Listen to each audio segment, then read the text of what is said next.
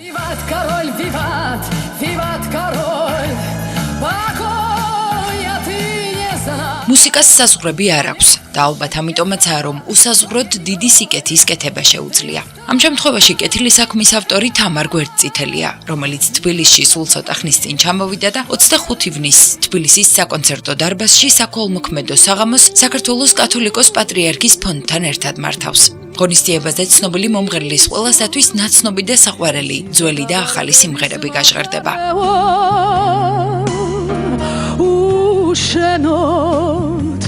პატრიარქის ფონდის და პატრიარქის ლოცვა-კურთხევით ეს კონცერტი მიეძღვნება მზრუნველობა მოკლებულ ბავშვებს, მოზარდებს, რომლებიც დღეს 16-17 წლის ხდებიან და რასაკვირველია ძალიან ადადებს ჩვენ საზოგადოებას მათი მდგომარეობა, მათი მომავალი გზა, რომელსაც აერჩევენ. და ჩვენ ამ კონცერტით გვინდა რომ ხარში ამოვუდგეთ და საპატრიარქოს ფონდთან ერთად ეს მიღებული თანხა შემოწირულობები ყველაფერი მოხმარდეს აი ამ ბავშვების ზრუნვას.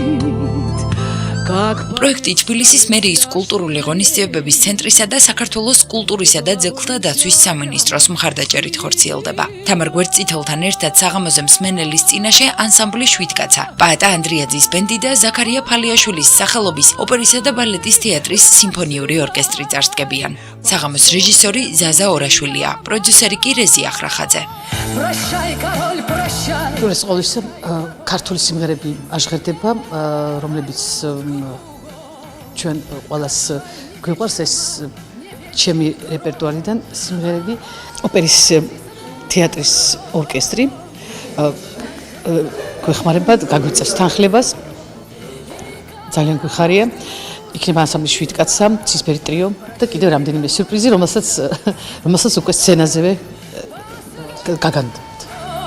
როგორც უკვე აღვნიშნეთ, კონცერტი საქართველოს კათოლიკოს პატრიარქის უწმინდესისა და უნეტარესის ილია მეორეს ინიციატივას ეხმაურება, რომლის თანახმადაც უნდა დაარსდეს თავშესაფარი, რომელშიც მზრუნველობა მოკლებული მოზარდები იცხოვრებენ. მოგეხსენებათ, რომ სრულწლოვანების შემთხვევაში სახელმწიფო მათზე პასუხისმგებლობას იხსნის და ისინი ყურადღების გარეშე რჩებიან. კონცერტიდან შემოსული თანხა სწორედ პატრიარქის წამოწყებას მოხმარდება. პატრიარქის ეპისტოლეში იყო ნახსენები ესეთი ფრაზა, რომ 18 წელს მიღწეული მიუსაფარი ბავშვები, რომლებიც ხდებიან 18 წლის, მათზე აბსოლუტურად ყველანაირი სახელმწიფო ზრუნვა ჩერდება. არა მარტო სახელმწიფო ზრუნვა, ზოგადად საერთაშორისო ორგანიზაციებიც, ვინც კი რაიმეს რიცხავს, ყველაფერი წყდება ავტომატურად ერთ დღეში, როდესაც ხდება ის ადამიანი 18 წლის. სწორედ მათთვის პატრიარქმა გამოყო ორი შენობა, სადაც უნდა განთავსდეს ამ ბავშვებისთვის საცხოვრებელი სახლები, ოღონდ არა მხოლოდ საცხოვრებელი, მან იქ ამ შენობებში იქნება ასევე მაპროფილებელი სასწავლებლებიც, სადაც დაეუფლებიან ეს ბავშვები პროფესიებს და შემდგომში ექნება ცხოვრებაში პერსპექტივა, რომ ღირსეულად ინტეგრირება მოახდინონ საზოგადოებაში.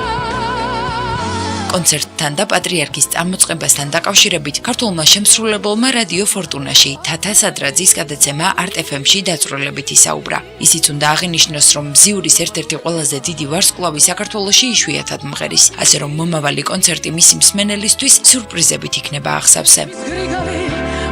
მოდის და ბევრი ხალხი, რომელსაც არ ვნახევარ დიდი ხანია სცენაზე. და რასაკვირველია, ხა თბილისში ჩამოდივარ, მე ძალიან ღელავ და მგონი ყველა ვინც ჩამოდის თბილისში, ყველა ძალიან ღელავს.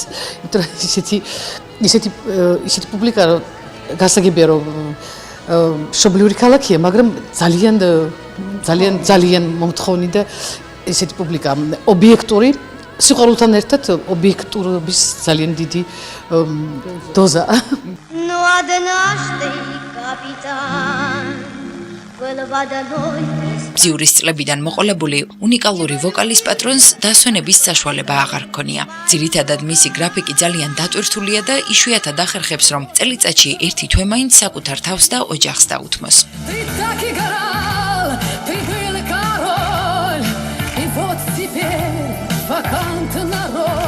ვცდილობ, რომ ეს იყოს ერთი თვე ზაფხულში, იმიტომ რომ სხვა დროს ეს წარმოუდგენელია და არის ასე ვთქვათ ესეთი რეჟიმი, რომელიც არის წლობით ესია და ამიტომ მეც ამ რეჟიმში ვარსებობ, ცხოვრობ და მღერი ვარ და იქ თავარია რომ ჯანმრთელობა იყოს რაღაცნაირად ჯანმრთელად და ძალაზე უნდა იყოს ადამიანი. შეგახსენებთ, რომ თამარ გვერდწითელის საქველმოქმედო კონცერტი 25 ივნის თბილისის საკონცერტო დარბაზში გაიმართება. ბილეთების გაყიდვიდან შემოსული თანხა და შემოწირულობები მთლიანად საქართველოს კათოლიკოს პატრიარქის ილია მეორეს წამოწყებას მოხმარდება.